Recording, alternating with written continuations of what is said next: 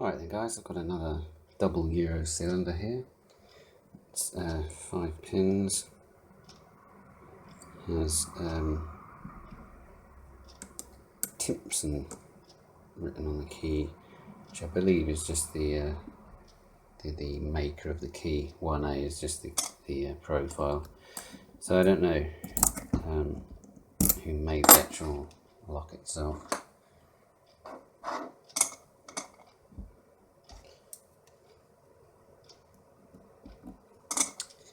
Alright then, let's see what we can do with this.